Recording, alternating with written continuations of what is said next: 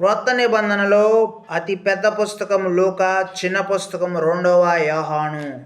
Bible సత్యాలు part 3. బైబుల్లో ఉన్న 66 పుస్తకాలను అధ్యాయములుగా స్టీఫెన్ ల్యాంగ్టన్ గారు 1227 సంవత్సరంలో విభజించారు. పాత నిబంధనను వచనములుగా నాతాను గారు 1448 సంవత్సరంలో విభజించారు. కొత్త నిబంధనను వచనములుగా స్టీఫెనస్ గారు 1555 సంవత్సరంలో విభజించారు. క్రీస్తు శకం 1560 సంవత్సరంలో అధ్యాయములుగా వచనములుగా ఉన్న బైబిల్ అందుబాటులోకి వచ్చింది. దీనినే జెనీవా బైబిల్గా పిలుస్తారు.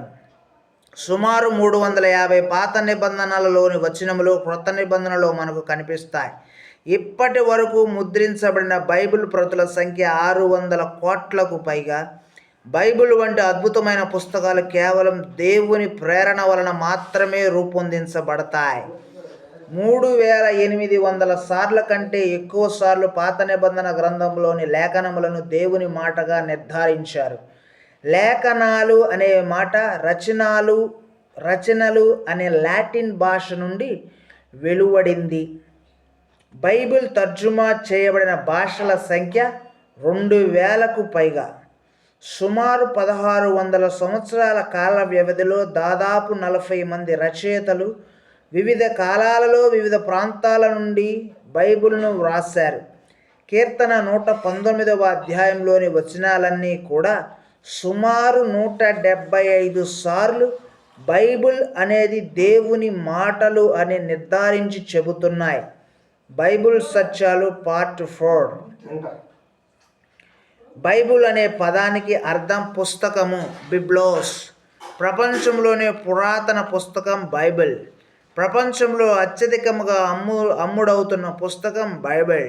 ప్రపంచంలో అత్యధికంగా అనువదించబడుతున్న పుస్తకం బైబిల్. ప్రపంచవ్యాప్తంగా దాదాపు 275 భాషల్లో పూర్తి బైబిల్ను చూడగలము. తన రచయిత దేవుడే అని బైబిల్ పేర్కొంది. బైబిల్లోని కొన్ని పుస్తకాలు దాదాపు 2000 భాషల్లో అనువదించబడ్డాయి. యేసును గురించిన 300కు పైగా పాత నిబంధన ప్రవచనాలు నెరవేరాయి. యేసు సిలువ వేయబడిన రోజున 29, 33 ప్రవచనాలు నెరవేర్చబడ్డాయి. బైబిల్ 3 ఖండాలలో ఆసియా, ఆఫ్రికా, ఐరోపా వ్రాయబడింది. 8 అడుగుల పొడవున్న బైబిల్ ప్రపంచంలోని అతిపెద్ద పుస్తకం. మానవ విమోచన అనేది బైబిల్ యొక్క శ్రేష్టమైన సారాంశం. ఈ సమాచారం తెలియజేసిన పెద్దలందరికీ వందనం. ఆమేన్.